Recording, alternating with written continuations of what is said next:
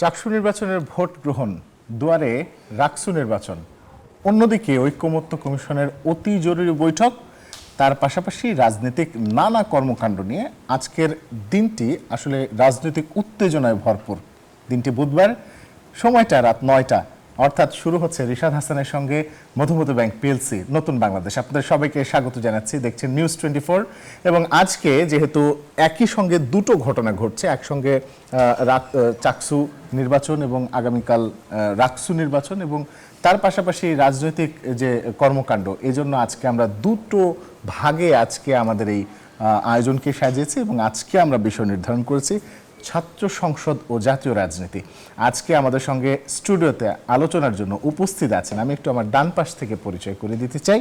আমাদের সঙ্গে স্টুডিওতে উপস্থিত আছেন ডক্টর জাহিদুর রহমান, বিশ্ববিদ্যালয়ের শিক্ষক ও রাজনৈতিক বিশ্লেষক। আপনাকে স্বাগত আজকে আমাদের সঙ্গে স্টুডিওতে উপস্থিত হওয়ার জন্য। এছাড়াও আমাদের সঙ্গে স্টুডিওতে উপস্থিত আছেন ডক্টর আতিক মুজাহিদ, যুগ্ম আহ্বায়ক এনসিপি।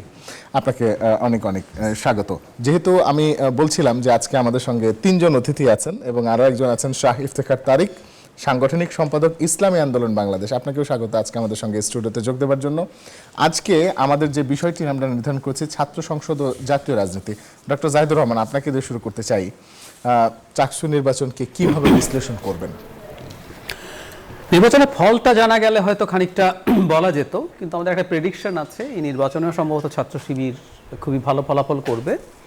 তো সেটা যদি হয় সেটার একটা দিক, তবে আমি অন্য একটা দিক নিয়ে দুই একটা কথা একটু বলে রাখতে চাই যে দুটো নির্বাচন তো ছাত্র সংসদে গেল, এরপরে তৃতীয় নির্বাচনেও কিছু অনিয়ম, মানে এই অনিয়মগুলো হওয়া দরকার ছিল না। যেমন ধরুন সিগনেচার ছাড়া ব্যালট পাওয়া গেছে, তারপরে অমোচনীয় কালি পাওয়া যাচ্ছে না, মানে এই ধরনের অভিযোগ। একজন ছাত্রের ভোট আরেকজন দিয়ে গেছে এবং এরকম বেশ কিছু অভিযোগ মোটা দাগে এসেছে। আমরা বলছি দুটো, ধরুন প্রথমটায় কিছু সমস্যা হলো, তারপর যখন জাকসু হলো সেখান থেকে শেখার ব্যাপার আছে, দুটোর পর তৃতীয়টাতে এসে আবার এই ধরনের সমস্যা। এটা প্রবলেম কেন? আমরা তো একটা জাতীয় নির্বাচনের দিকে এগিয়ে যাচ্ছি। এখন এটা নির্বাচন কমিশন বা সরকার ওভাবে ইনভলভ না, ঠিক আছে, কিন্তু তারপরও এই নির্বাচনগুলোর প্রতি মানুষের ফোকাস থাকে, মনোযোগ থাকে। আর বিশেষ করে যখন এই ধরনের অনাস্থা তৈরি হয়, তখন এটা কতটুকু নির্বাচনকে প্রভাবিত করেছে, কত পার্সেন্ট, তার চাইতে এটা হয়ে দাঁড়ায় যে এই নির্বাচনটা শেষ পর্যন্ত আর গ্রহণযোগ্যতার প্রশ্নবিদ্ধ হয়ে যায়। কিন্তু ওই যে যদি বলি যে ঠিক আছে, এটা যদি মোটামুটি ঠিকঠাকও থাকতো এবং ছাত্র শিবির যদি খুব ভালো করে থাকে, আমি জানি যে এই আলাপটা আবারও চলবে যে জামাত জাতীয় নির্বাচনে অনেক বেশি কিছু করলো কিনা। রাদার আমি এভাবে বলতে চাই, চাকসু এবং রাকসুতে ছাত্র শিবির ভালো করার সম্ভাবনা আমরা অনেক আগে থেকে জানি। সো আগের দুটোই বরং সিগনিফিক্যান্ট, এই দুটো আর সেই অর্থে অত সিগনিফিক্যান্ট হবে বলে আমি মনে করি না। তারপর এই ছাত্র সংগঠনগুলো ভালো করা, ছাত্র শিবিরের ভালো করা খানিকটা হলেও তাদের যে জাতীয় নির্বাচনে তারা যে ক্যাম্পেইন করছে সেটাকে সাহায্য করবে। কিন্তু আমি ডাকসুর সময় বারবার বলেছি, আমি কখনোই মনে করি না এই ধরনের একটা ছাত্র সংসদ নির্বাচন মানে সিগনিফিক্যান্ট স্কেলে জাতীয় নির্বাচনকে প্রভাবিত করবে। ধন্যবাদ। আতিক মুজাহিদ, একটু আপনার কাছ থেকে ব্যাখ্যা শুনতে চাই যে চাকসু নির্বাচন আপনার বিশ্লেষণে আসলে কেমন হলো?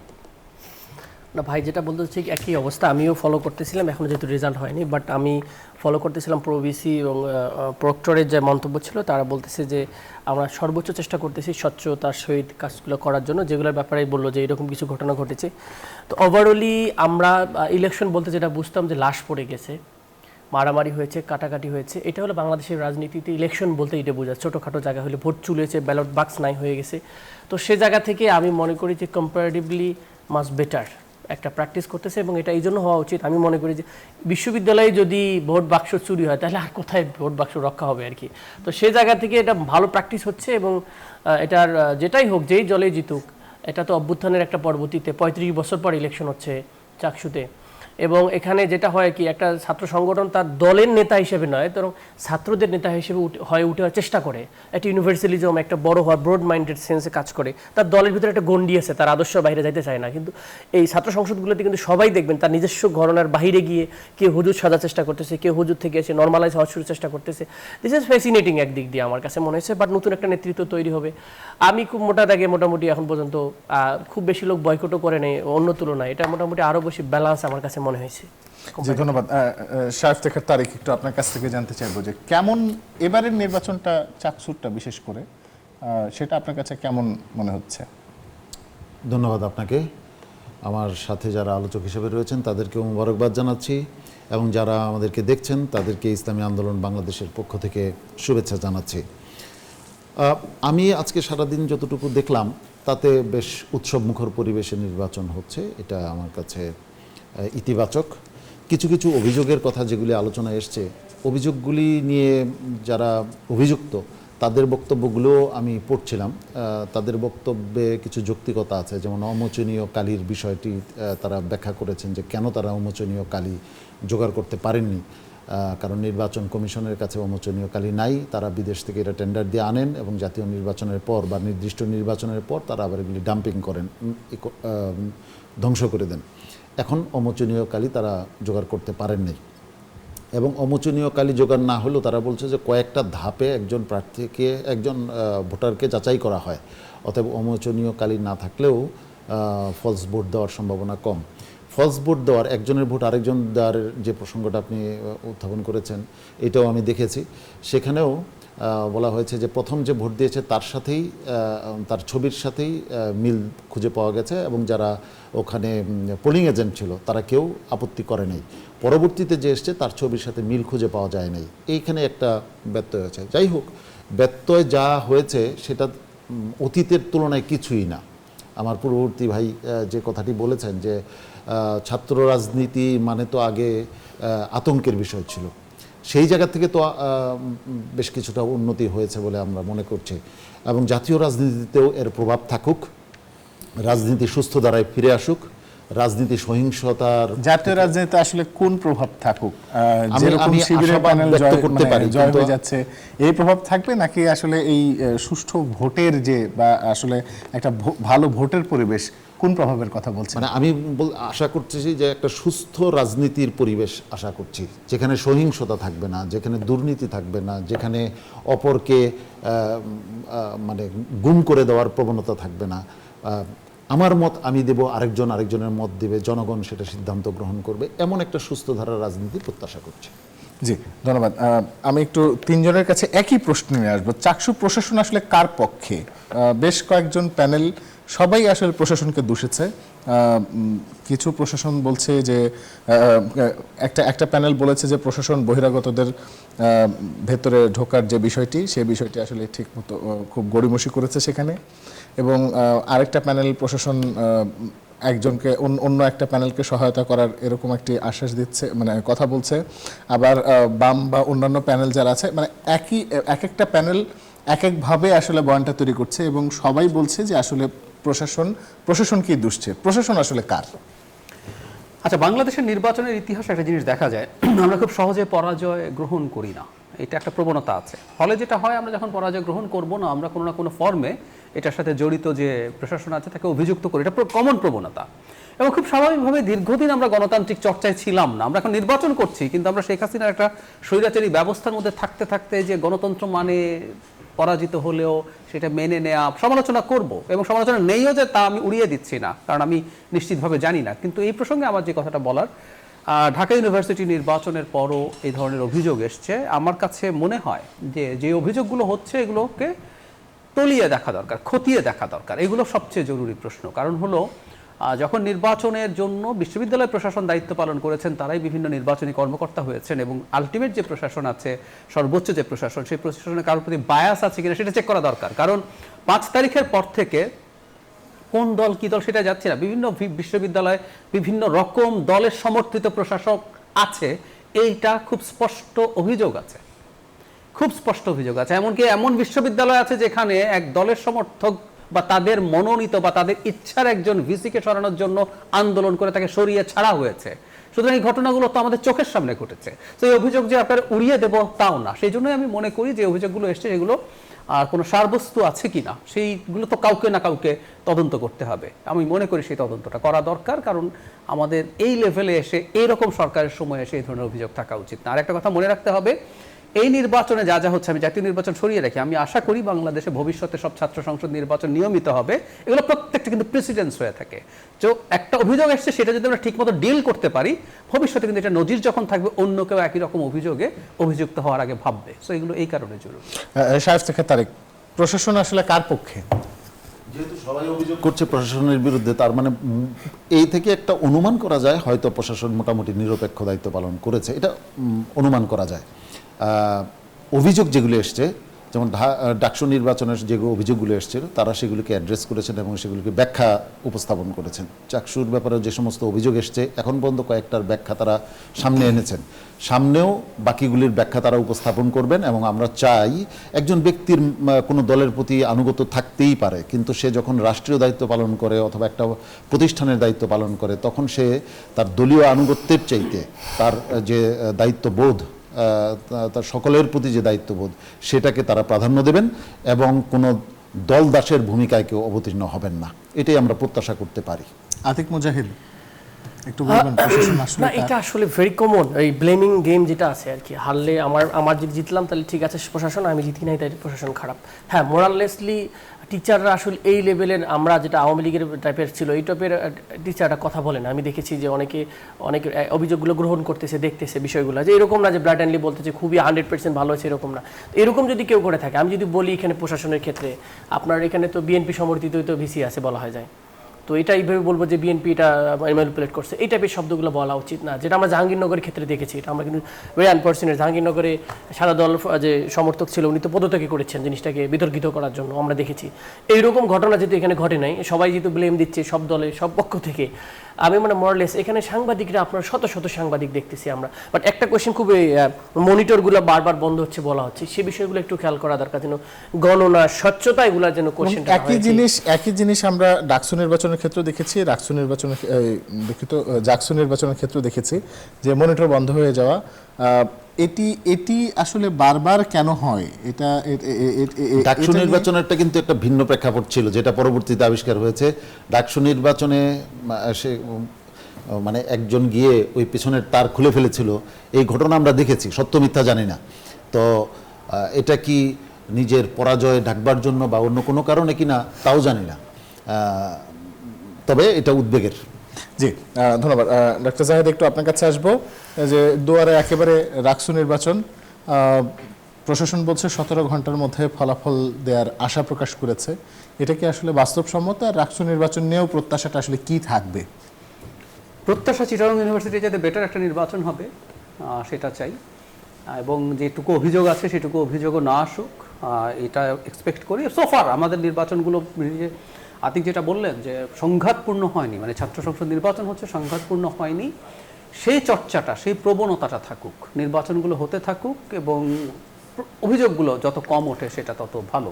আর একটা কথা একটু মনে রাখা জরুরি, সেটা হচ্ছে মানে জাতীয় নির্বাচনের যে পরিস্থিতি বা যে প্রেক্ষাপট তৈরি হওয়ার হোক, কিন্তু এখানে যখন স্টুডেন্টরা ভোট দিচ্ছে তারা আমরা আমাদের জায়গা থেকে যেটা দেখতে চাই আর কি, যে তারা তাদের এই জিনিসগুলো দেখে শুনে বুঝে, এবং তারা খুবই সচেতন মানুষ, সচেতন শিক্ষার্থী, সেগুলো নিয়ে কথা বলবেন। আর আমি ব্যক্তিগতভাবে একটা জিনিস মনে করি, আমরা প্রায় ছাত্র সংসদের নির্বাচনগুলোকে শুধু ছাত্রদের ইস্যুতে জেনারেলাইজ বা একদম ওই ইস্যুতে ধরে রাখার চেষ্টা করি।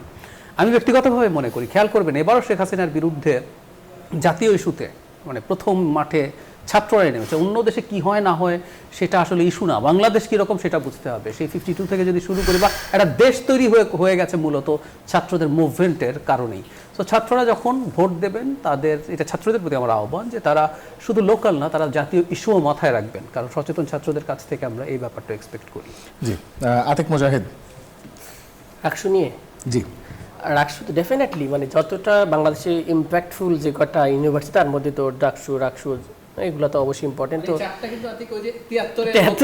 তো সুতরাং এগুলোকে আমরা সবসময় বলি যেটা ডোমিনেন্ট ইউনিভার্সিটি বাংলাদেশে, এবং আসলে তারা 4টা রিজিয়নেও কিন্তু খেয়াল করে দেখবেন, রাজশাহী অঞ্চল দিয়ে পুরো রাজশাহী মানে 16টা জেলা ছিল, মনে করেন ওই সময় ছিল আমাদের রংপুর এবং রাজশাহী মিলে ওই অঞ্চলের ছেলে মেয়ে ওখানে পড়ে, সুতরাং ওটা রিপ্রেজেন্ট করতো ওই অঞ্চলের মানুষের আকাঙ্ক্ষা এখানে রাখি। ভাই যেটা বলছে সেটা ভেরি ইন্টারেস্টিং পয়েন্ট, কিন্তু ছাত্রলীগরে কিন্তু ঢাকা বিশ্ববিদ্যালয় যেই দিন মানে বের করে দেয় তারপর থেকে কিন্তু পতন হয়ে গেছে। ভেরি ইন্টারেস্টিং, গভর্নমেন্টের পতনটা ঘটেছে ছাত্রলীগকে বাহির করার মাধ্যমে। তো সুতরাং সেই জায়গাগুলোতে এখন যদি ওই আধিপত্যবাদে বের হয়ে যে ডেমোক্রেটিক স্টাইলে স্টুডেন্টদের মাঝে চর্চা হচ্ছে, যেটা সুন্দর হচ্ছে, সেটা খুব ফ্যাসিনেটিং, কিন্তু আমাদেরকে অ্যাপ্রিশিয়েট করতে হবে। এখন শিবির ভালো করতেছে, অন্য ছাত্র সংগঠনের চেয়ে ভালো করবে সামনে, হয়তো তারাও তাদের মতো কাজ করে ফ্লারিশ করতে পারলে, অবশ্যই সুযোগ সুবিধা পারলে তারা ভালো করতে পারবে। রাজশাহীর ক্ষেত্রে সেম জিনিস, আমরা প্রত্যাশা করি যেগুলো মিনিমাম সমস্যা হয়েছে সেগুলো যেন ওখানে ওই বিষয়গুলোকে মেজারমেন্টগুলো নেওয়া, রাকসু এবং জাকসুর যেগুলোর এক্সপেরিমেন্টস মানে আমাদের ব্যাড এক্সপিরিয়েন্স, সেগুলোকে যদি হাইলাইট করা যায় তাহলে খুব ভালো একটা ইলেকশন করা সম্ভব। বাট রাকসুতে আমার কাছে মনে হচ্ছে আরও বেশি সিকিউরিটি, যেমন আমি দেখলাম অনেক পুলিশ এবং বিজিবি নামিয়েছে ওখানে, একটা সংঘাতের আশঙ্কা আগে থেকেই তারা করতেছে, হয়তো গোয়েন্দা সংস্থাগুলো আশ্বস্ত করতে পেরেছে হয়তো। এমনিতেই মানে রাজশাহী বিশ্ববিদ্যালয়ে অতীতে আসলে ব্যাপক সংঘর্ষের ঘটনা ঘটেছে এবং এটা এটা এটা অনেক আমরা রক্তাক্ত সবাই জানি। ঘটনা হয়েছে। আমরা আসলে কোনোভাবে একটা লাশ কেন, আমি একটা লোকের টোকা দেখতে চাই না। আমার সবগুলো ভাই, সবগুলো ফেসিবাদ বিরোধী শক্তি এখানে আছে। কে আমরা, আমাদের ভিতরে রাজনৈতিক প্রতিপক্ষতা থাকবে, রাজনৈতিক শত্রুতা থাকবে না। ওকে বুঝতে পারছেন? আমি কোনোভাবে আমরা চাই না যে প্রশাসন এটা খুব হাইলি হ্যান্ডেল করুক, যে দলের শিক্ষক মানসিকভাবে থাকুক না কেন, আমাদের কোনো ভাই যেন মারা না যায়, কোনো ভাই যেন আঘাতপ্রাপ্ত না হয়, এটা নিশ্চিত করতে হবে এনিওয়ে। এবং আমরা এই ব্যাড কালচার যদি দেখি তাহলে ইউনিভার্সিটি পড়ার দরকার। ইউনিভার্সিটি হচ্ছে হাইয়েস্ট লেভেলের আমার আন্ডারস্ট্যান্ডিং থাকবে, মানুষের মধ্যে হাম্বলনেস থাকবে। তো সেটা যদি আমরা তৈরি করতে না পারি তাহলে আমাদের এই ইলেকশন দিয়ে আমরা কী করবো? এরকম সন্ত্রাসী নেতা দিয়ে যদি আমরা রাকসুর প্রেসিডেন্ট বানাই তাহলে সে তো আবার সন্ত্রাসী কার্যক্রম করবে। সো এটা সবারই জন্য একটু আশ্বস্ত হয় এবং আমার প্রশাসন আশা করি এটা খুব। জি, আমরা একটু সংক্ষেপে সাহেব থেকে তারিক আপনার কাছ থেকে শুনি। একই কথা, তবে এই যে শেষ কথাটার সাথে আমি একমত যে রাকসুর নির্বাচনটা অনেক বেশি চ্যালেঞ্জিং হতে পারে। কিছু আলামত আমরা এর আগে দেখেছি।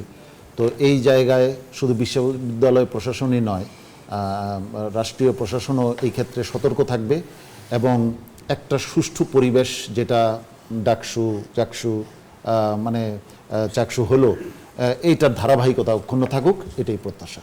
জি, ধন্যবাদ। আমরা কথা বলছিলাম ছাত্র সংসদ নির্বাচনগুলো নিয়ে।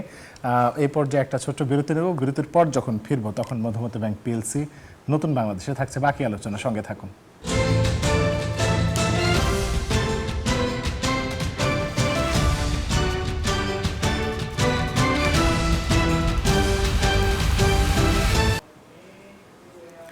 বিরতির পর স্বাগত। দেখছি নিউজ 24 চলছে মধুমতি ব্যাংক পিএলসি নতুন বাংলাদেশ। আপনাদের সঙ্গে আছে রিশাদ হাসান এবং আমাদের সঙ্গে আমাদের অতিথিরা রয়েছেন। আমরা এবারে জাতীয় রাজনীতি নিয়ে আলাপ করব এবং শুরুতেই শাহেব ইফতেখার তারিক আপনাকে দিয়ে শুরু করতে চাই। জি, সেটি হলো যে আজকে কি এমন হলো প্রধান উপদেষ্টা ঐকমত্য কমিশনে অতি জরুরি বৈঠক করলেন, কেন হঠাৎ করে এই জুলাই সনদের স্বাক্ষর নিয়ে অনিশ্চয়তা দেখা দিল?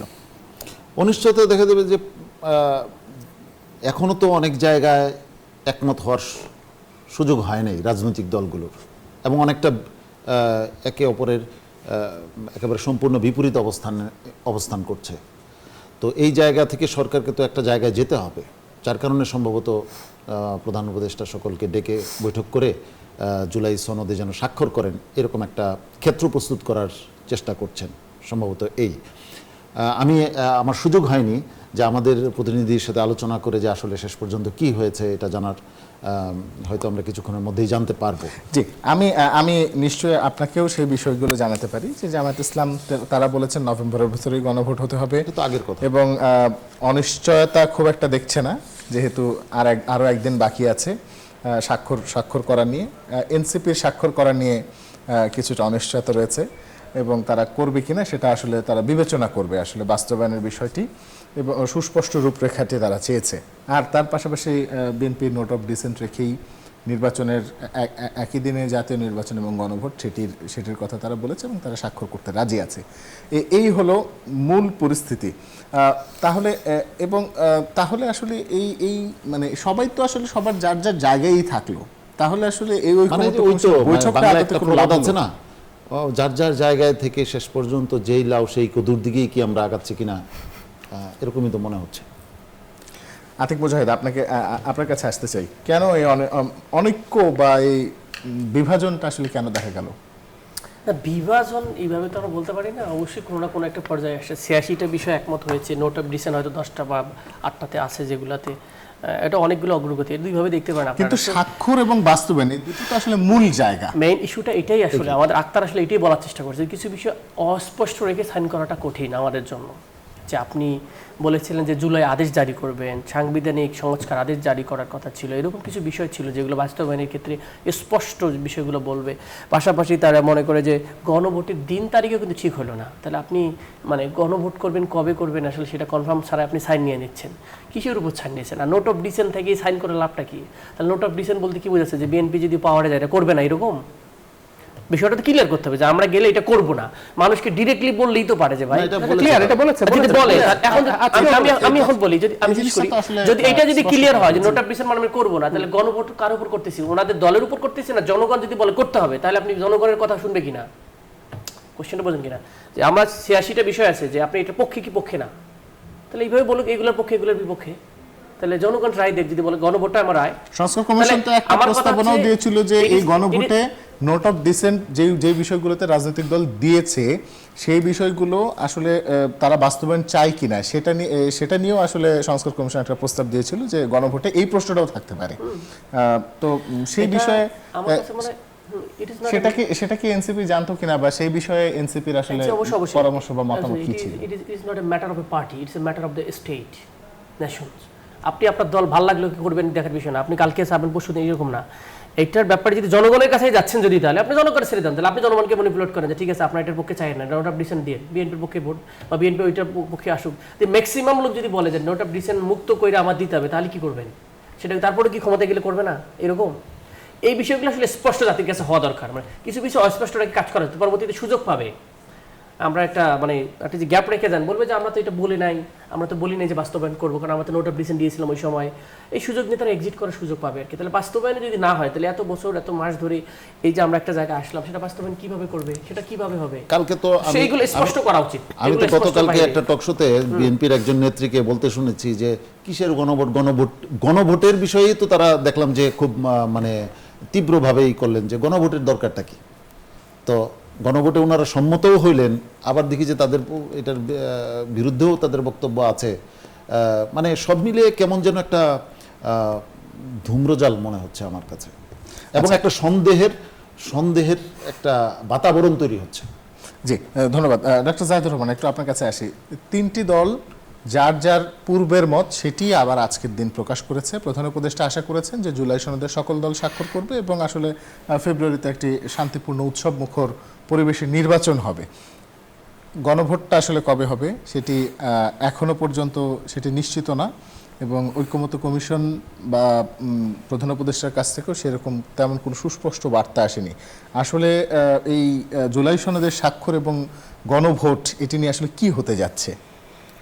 আসলে যা হচ্ছে সেটা হচ্ছে রাজনীতি।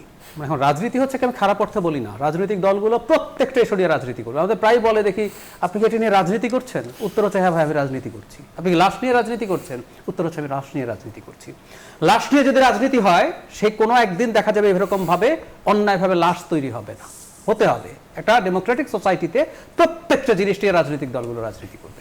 এখন যা হচ্ছে এটা আসলে রাজনীতি হচ্ছে, এটি হচ্ছে সমস্যা। যেমন ধরুন আমি একটা উদাহরণ দিই, এতে খারাপ ভালো বলছি না, কিন্তু আমি রাজনীতিটা বোঝাই আপনাকে। যেমন ধরুন এই গণভোটটা কিসের জন্য নেওয়া হচ্ছে? জনগণকে বলা হচ্ছে, জানতে চাওয়া হচ্ছে যে কি ফর্মে হবে সেটা আরেক আলোচনা, এটা খুবই জটিলতার মধ্যে ঢুকে গেছে, সেটা যাচ্ছি না।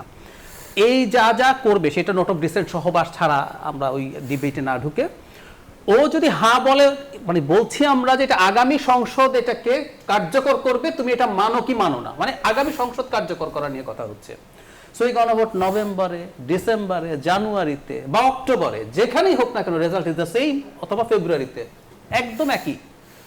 আপনি যে কোনো দিন এটা ম্যান্ডেটটা নিলেই হলো। টেকনিক্যালি বলা যায় আগে যদি একটা নির্বাচন করেন, পুরো লজিস্টিক্স নিয়ে একটা নির্বাচন করার চাইতে যেদিন হয়, যেমন এনসিপি সম্ভবত নির্বাচনের দিনেও রাজি আছে, তো ওই দিন একটা ডিফারেন্ট ব্যালট বক্স, প্রত্যেককে দুইটা ব্যালট দিলেন, একটা হলো সংসদ নির্বাচনের, একটা গণভোটের, দিয়ে চলে আসলো।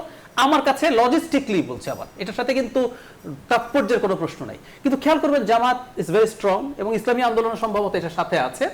তাতে কি দাঁড়ালো? It's politics. পলিটিক্স কেন? বাংলাদেশে এই ঘটনা আছে যে নির্বাচনের আগে এক ধরনের বিজয় নিয়ে আমরা যেতে চাই, যে আমার একটা দাবি, যেমন একটা দাবি ওনারা করলেন, সেটা মানা হয়নি এবং সম্ভবত মানা হবে না, লোয়ার হাউসে প্রপোর্শনাল রিপ্রেজেন্টেশন।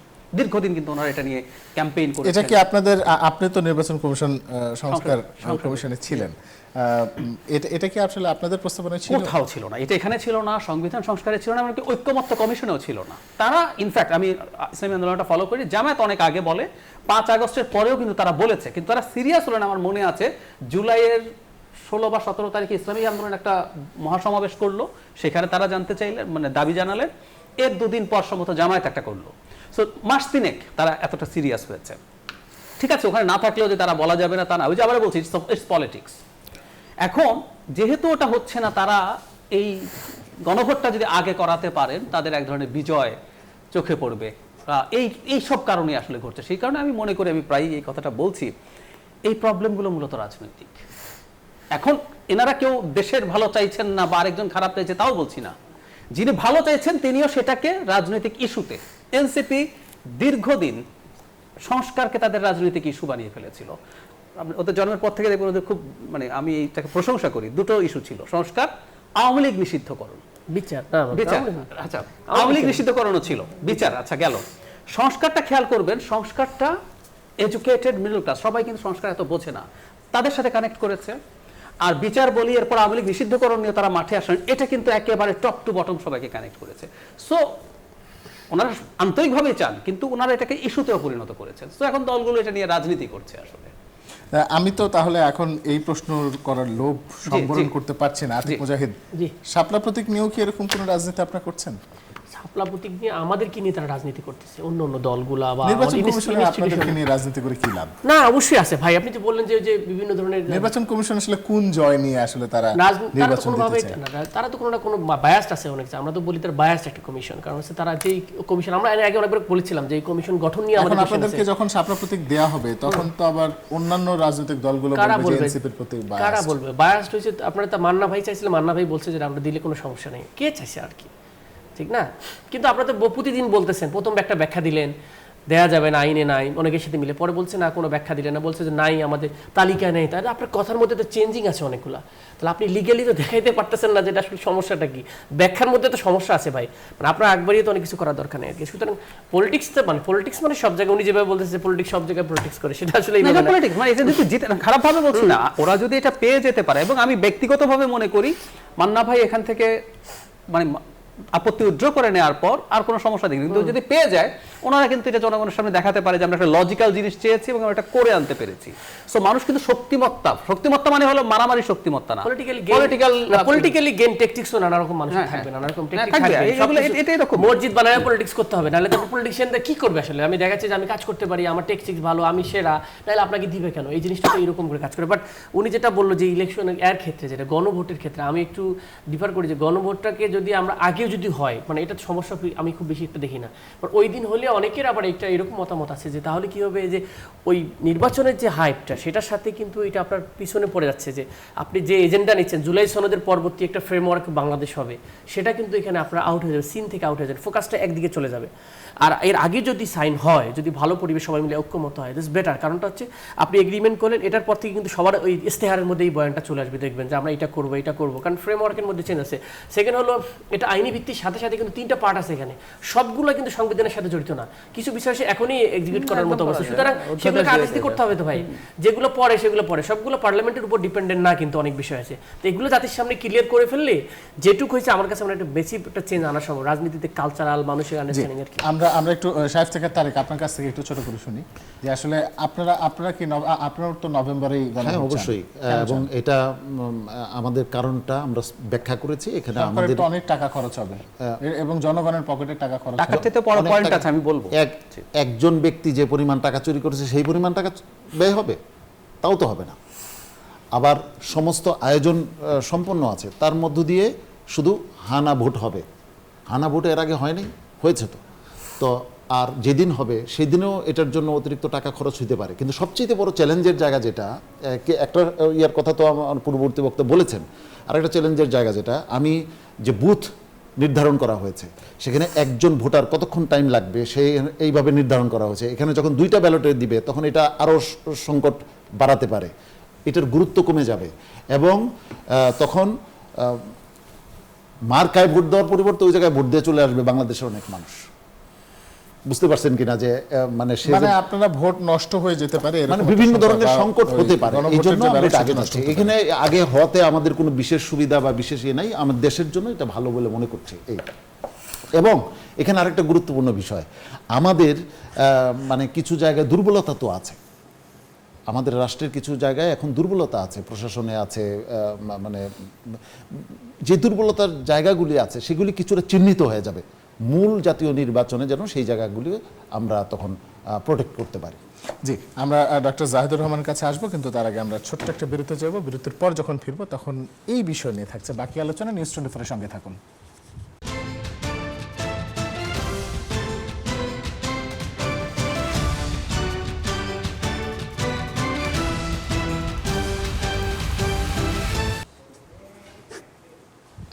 বিরতির পর স্বাগত আরো একবার, দেখছেন নিউজ 24, চলছে মধুমতি ব্যাংক পিএলসি নতুন বাংলাদেশ সাথে আছে রিশাদ হাসান। ডক্টর জাহেদ, একটু আপনার কাছে আসি। গণভোট আগে হলে কি সুবিধা সমস্যা, পরে হলে কি সুবিধা সমস্যা? আচ্ছা, সুবিধা সমস্যা না, একটা মেজর সমস্যা আছে বলে আমি মনে করি। যেগুলো বলা হচ্ছে খরচ, আমি খরচ জাতির জন্য, একটা জাতির ভবিষ্যৎ নির্ধারণের জন্য যে খরচ হচ্ছে, এই খরচকে আমি মোটেও বেশি খরচ মনে করি না। কিন্তু সমস্যাটার কথা আমি বলি, ধরুন আমরা আমাদের বিশেষ করে আইনশৃঙ্খলা রক্ষাকারী বাহিনীর যে অবস্থা আছে, তাদের মনোবলের যে অবস্থা আছে, তাদের অন্যান্য প্রস্তুতির যে অবস্থা আছে, একটা নেশন ওয়াইড নির্বাচনের চাপ নেওয়ার জন্য সে মনে হয় মোটামুটি প্রস্তুত। আমি মোটামুটি বলছি, পুলিশ, আনসার, সেনাবাহিনী মিলিয়ে। সেই বাহিনীকে আপনি জাস্ট 3 মাসের বা 2 মাসের ব্যবধানে পরপর দুইটা এরকম ধাক্কা নেওয়ার জন্য সে প্রস্তুত না। নভেম্বরে এটা করার পর ভাই যেটা বলছেন টেকনিক্যালি কথাটা সঠিক, সেটা হচ্ছে দুর্বলতা আইডেন্টিফাই করব। কিন্তু দুর্বলতা যদি এমন হয়, আমরা মাঝে মাঝে রোগীকে বলি আপনি 6 মাস বেড রেস্ট নেবেন। এখন আমাদের পুলিশের যদি অবস্থা এরকম হয় যে এটা চাপ নেওয়ার পরে ধাক্কা খেয়ে পরিস্থিতি পারলো মোটামুটি নির্বাচনটা করতে, কিন্তু ওই ধাক্কায় তার এতই দুর্বলতা তৈরি হলো যে ঠিক আছে আপনি 1 বছর রেস্ট নিতে হবে, তারপর আরেকটা নির্বাচন পারবেন। সো আমরা এই ভঙ্গুর, আমি এভাবে উদাহরণ দিই, আমি মেডিকেল থেকে, আপনার একটা হার্ট আছে যাতে ব্লক আছে, তো ওই হার্টকে কতটুকু চাপ দিতে পারবেন, কতটুকু ব্রেকের মধ্যে, ইন্টারভ্যালের মধ্যে, অনেক অনেক রোগী কীভাবে আমরা বলে দিই যে আপনি একবার যদি এটা করেন আবার গ্যাপ নেবেন, এত পরে করবেন। সো অত বেশি চাপ দিয়ে গণভোটটা করতে পারবো আমরা, তখন হবে কি নির্বাচনের জন্য দেখা যাবে বাহিনীটা একেবারে অপ্রস্তুত হয়ে পড়ছে। এই কারণে আমি মনে করি আগে হওয়াটা ঝুঁকিপূর্ণ। হ্যাঁ, আতিক মুজাহিদ। না না, আমি ভাই সাথে এটাতে একমত করতে, মানে এই বিষয়টা মানে যে কি আমাদের ভঙ্গুর আছে, এখানে তো কেউ পক্ষ প্রতিপক্ষ নাই যে মারপিট হবে, সুতরাং এখানে এরকম কোনো শঙ্কা নাই যে আমাদের আইন শৃঙ্খলা বাহিনী পালায় যাবে, এখানে বিডিআর আর্মি লাগবে, এটা I don't think that way. আমার কাছে ইস্যুটা হচ্ছে যে বিএনপি চাইতেছে না তাই মানে হইতেছে না, এটা আমার কাছে মনে হয়েছে। বাট আমি এটার সাথে এগ্রি করবো না। রাষ্ট্রের খাতিরে হইলেও বিএনপি কেন, কোনো দল দরকার না, আপনি ডিসেম্বরে যদি নভেম্বরে ভালো হয় নভেম্বরে করেন, কালকে ভালো হলে কালকে করেন। আমরা মনে করি সবাই মিলে প্রোটেকশন দিব, এটা সবার একটা ডিমান্ড। জুলাই শহীদদের একটা সনদ আসতেছে, সেই সনদটার হানা হইতেছে এতগুলো মানুষের কমিশনের সবার শ্রম দিয়ে। এখানে তো কারো প্রতিপক্ষ কেউ নাই তো। নোট অফ ডিসেন্ট যদি মনে করে যে ঠিক আছে এটা আমি দিব না, ভোট দিবেন, এটা তো মারামারি কিছু নেই, কেউ জয়লাভ করার কেউ নেই তো এখানে। ব্যাপকভাবে কোনো দল আসতেছে, কোনো দল জয়লাভ করতেছে, এরকম তো কিছু নাই। বরং অনেকগুলো পয়েন্ট আছে যেগুলো অলরেডি আমাদের সব দল সাপোর্ট করেছে। আমার তো মনে হয় যদি গণভোটের মতো করে করেন, এখানে তো ম্যাক্সিমাম দল ভোট দিয়ে তো একটা জায়গায় নিয়ে আসছে। ডিসেন্টগুলো বাদ দিল, নোট অফ ডিসেন্ট বাদ দিলে তো অলরেডি 50টা তো আপনার এক্সিকিউশন করার মতো চলে যেতে পারে। সেটাকে আমরা আরো লেজিটিমাইজ করতেছি যেন একটা গণভোট দিয়ে, যে কেউ যেন ভবিষ্যতে চেঞ্জ করতে না পারে, যে সরকারে আসুক এটা চেঞ্জ করতে গেলে গণভোট আবার লাগে। সেই জায়গা থেকে আমার কাছে মনে হয় না, আমার কাছে আর্লি করা উচিত। এবং 4000 আমাদের অলরেডি স্বরাষ্ট্র উপদেষ্টা 4000 এসআই জয়েন করাচ্ছে নতুন করে, বলেছে আগের যারা দায়িত্ব পালন করেছে 3 ইলেকশন তাদেরকে বাদ দেওয়া হবে। এত ভয় কিসের তাহলে আমাদের? ফেসিস্ট আমলে সবাইকে যদি বাদ দেওয়া হয় তাহলে তো আমার চমৎকার আমার কাছে মনে হয়। আর আমরা এই লেভেলের মাফিয়া সবাই না যে মারামারি করবো, তাহলে এদেরকে দিয়ে আগামী দিনে আমাদের দেশে থাকবো কেমনে? যদি এদেরকে এত ভয় পাই যে তারা ভোট সেন্টার দখল করে ফেলবে যেসব দল, তাহলে আমরা এদের হাতে দেশ নিরাপদ কেমনে থাকবে আমাদের? জি, ধন্যবাদ। শায়েস্তা তারিক। জি, এক্ষেত্রে আমার বক্তব্য হচ্ছে যে দেখেন, অনেক সময় ছোট কাজের সফলতা বড় সফলতার দিকে আমাদেরকে ধাবিত করে। আমাদের বড় ম্যাচের আগে ছোট্ট প্র্যাকটিস ম্যাচ হয়। এই ছোট্ট প্র্যাকটিস ম্যাচ হলে বড় ম্যাচের কনফিডেন্স আসে। যেহেতু এখানে কোনো প্রতিপক্ষ নাই, যখন একটা সুন্দর নির্বাচন হয়ে যাবে তখন সবাই প্রশংসা করবে, তখন এই বাহিনী, এই প্রশাসন, তখন তারা আত্মবিশ্বাসে বলীয়ান হবে যে আমরা জাতীয় নির্বাচনটা ভালোভাবে করতে হবে। এবং জাতীয় নির্বাচন কিন্তু অনেক বড় চ্যালেঞ্জ, কারণ সেখানে আমরা আলামত যা দেখতে পাচ্ছি, জাতীয় নির্বাচন নিয়ে শঙ্কার যথেষ্ট কারণ আছে। এখনই যেভাবে মারামারি কাটাকাটি চলছে এবং সেখানে নিজেদের দিকে ভোট টানার জন্য পেশিশক্তি এবং কালো টাকার যে মানে প্রয়োগ, সেটা আমাদেরকে শঙ্কিত করছে। এখানে পিআরের বিষয়ে ডক্টর জাহেদ ভাই একটা কথা বলেছিলেন, আমরা এটা লিখিতভাবে ঐকমত্য কমিশনে দিয়েছি, আমরা মৌখিকভাবে বলেছি, বারবার বলেছি, কিন্তু এটা এজেন্ডাভুক্ত করা হয় নাই। একটু আগে আমাদের আতিক মুজাহিদ যেটা বললেন যে বিএনপির ইশারায় হয় নাই, আমরা মনে করি বিএনপির ইশারায় এই পিআরের বিষয়টা আসে নাই, না হলে এটা এজেন্ডাভুক্ত হওয়া উচিত। এনসিপিও লোয়ার হাউসে চায় নাই, না চাক, তারা তো বিরোধিতা করে, কিন্তু চায় নাই। এটা এজেন্ডায় আসতে পারতো, আমরা আলোচনা করতে পারতাম, এবং আলোচনার পরে হয়। তবে এটা বলে রাখছি, পিআরই হবে আগামীতে জাতীয় রাজনীতির মূল ইস্যু। ঠিক আছে, আমি একটু সবার কাছ থেকে একদম খুব সংক্ষেপে, আমাদের সময় একদম কম, সবার কাছ থেকে ডক্টর জাহেদ একটু বলবেন, বিএনপির শরিকরা 244টি বা 247টির মতো আসন চেয়েছে, এই বিশাল প্রত্যাশার চাপ বিএনপিকে আসলে সামাল দিতে পারবে? পারবে না কেন? মানে যারা 200 এতটা দিয়েছে তারাও জানে শেষ পর্যন্ত কটা পাবে। তারা তাদের আসলে এত সংখ্যাটা কিভাবে হয়েছে, তারা তাদের মতো করে যে সব নমিনেশন দিচ্ছে, তারা তো প্রত্যেকে 300 সিটে দেওয়ার মতো যোগ্য না। সো এক একজন এক একটা দিয়েছে, সবারটা দিয়ে সবারটা পাঠিয়ে দিয়েছে, সবার যোগ টোটাল যোগ করলে সংখ্যাটা এটাকে যেভাবে প্রেজেন্ট করা হয়েছে এটা আসলে এই রকম না। এবং তারাও জানে কটা পেতে পারে, কম বেশি মানে এক একটা দল একটা পেতে পারে, কেউ দুটো পেতে পারে, কেউ সেটা যিনি দুটো পাবেন তিনি তিনটার জন্য বার্গেইন করবেন, এটা এরকমই, এটা একেবারেই সমস্যা। ধন্যবাদ। ডক্টর আতিক মুজাহিদ, একটু বলবেন যে এনসিপি কি শেষ পর্যন্ত বিএনপির সঙ্গে জোটে যেতে প্রস্তুত না, আমরা আছে? এখনো কিন্তু বলিনি কার সাথে যাচ্ছি, এবং আমরা প্রকাশ্যে জোটে যাবো এটা কখনো আমাদের বলা হয়নি, ঠিক আছে। সো আমরা স্টিল আমাদের পলিসি মেকিংয়ে আমরা নানা রকম ইকুয়েশন করতেছি যে পার্টি হিসেবে আমাদের আদর্শগতভাবে দলগতভাবে যে স্থান আমরা বিলং করি সেটা কোথায় গেলে আমাদের জন্য, আমরা কোন দিক গেলে আমরা এটা আমাদের বয়ান ঠিক রাখতে পারি, সেটার উপর ভিত্তি করে আমরা ডিসিশন নেবো আর কি। সুতরাং আমাদের ডিসিশন এখনো ফাইনাল হয়নি। জি, শায়েখ থেকে তারিক, আপনার কাছে একদম শেষ মুহূর্তে আছে আমরা। ইসলামী দলগুলো সব দলগুলোকে একই ছায়াতলে চায়, এটার মানে কি আসলে তারা একসঙ্গে ঐক্য করতে যাচ্ছে সামনের দিনগুলোতে, নির্বাচন ঐক্য? এর দ্বারা যদি জোটকে আপনি ইঙ্গিত করে থাকেন তাহলে জোট না, আমরা কোনো জোটবদ্ধ হব না। আমরা যেটা করতে চাই, আমরা একটা আসনে যেন ইসলামের পক্ষে যারা কাজ করে তাদের কয়েকজন প্রার্থী না থাকে, এইটার একটা সমঝোতা হতে পারে, এবং সেটার প্রস্তুতিতে আমরা বেশ ভালোভাবে অগ্রসর হচ্ছি। আশাবাদী আমরা ইসলামের পক্ষে এবার বাক্স একটাই হবে। অনেক ধন্যবাদ আপনাদের তিনজনকে আমাদের সঙ্গে স্টুডিওতে উপস্থিত হলেন। জায়েদ ভাই কিছু বলতে না, চাইছেন? তাহলে আবার ওনার জবাবের প্রশ্ন আসবে। একটা জিনিস একটু প্রশ্ন করি, মানে ইসলামের পক্ষে যদি একটা বাক্স হয়, মানে ওনার যে দল সেই দলের নায়েবে আমির এখানে জামায়াত একটু বলি, জামায়াতে ইসলামীকে ইসলাম ধ্বংসকারী হিসেবে পোট্রে করেন, তো তার সাথে কিভাবে জোট হয় আমি আসলে একটু কনফিউজ। জাহেদ ভাই, এই আলোচনা আমি একেবারে যথোপযুক্ত উত্তর দিতে পারতাম, হ্যাঁ, কিন্তু সময় নেই, সময় সময় নেই। দরকার। শুরুতে হলে একটা পুরো টক শো আলোচনা করতে পারবো ইনশাআল্লাহ। নিশ্চয়ই তবে আমরা এটা বলি, আমরা তাদের জামাতের ব্যাপারে আমাদের দৃষ্টিভঙ্গি সেটা আগেও যা ছিল এখনো তাই আছে। তারা তাদের মতো কাজ করছে, আমরা আমাদের মতো কাজ এখন করছি, কিন্তু আপনাদের ভোট তারপরেও তাদের শুধু কাছে গিয়ে আপনারা ইসলাম জাতির বিরোধী একটা স্বার্থে শক্তিকে আনবেন। অন্তত বেসিক যে জায়গাগুলিতে আমাদের জামাত আমরা ইসলাম একমত, বিরোধী শক্তি, আমরা আপনাদের যে ভাষা জায়গায় বলতে। বেসিক একমত, সেই কারণে আমরা নির্বাচনে একটা নির্বাচনী সমঝোতায় থাকতে চাই। ইনশাআল্লাহ একদিন কথা হবে, আমরা এটা নিয়ে কথা বলবো নিশ্চয়ই। নিশ্চয়ই আমরা এই বিষয় নিয়ে নিশ্চয়ই আরেকদিন একটা দীর্ঘ সময় কথা বলতে পারবো। আপনাদের তিনজনকে অসংখ্য ধন্যবাদ আমাদের সঙ্গে স্টুডিওতে উপস্থিত হওয়ার জন্য। দর্শক, রাজনৈতিক সমঝোতা হোক, ঐক্যমত্য হোক, জুলাই সনদের স্বাক্ষর হোক বা নির্বাচন গণভোট, যেটাই হোক না কেন, জনগণ শান্তির পক্ষে, জনগণ ভালোর পক্ষে, জনগণ ন্যায় বিচারের পক্ষে, জনগণ নিজের মতামত স্বাধীনভাবে প্রকাশের পক্ষে। আজকের মতো এখানেই শেষ করছি। সবাই খুব ভালো থাকুন, সুস্থ থাকুন, সুন্দর থাকুন। রবি থেকে বৃহস্পতি দেখুন মধুমতি ব্যাংক পিএলসি নতুন বাংলাদেশ। আজকের মতো এখানেই শেষ। শুভরাত্রি।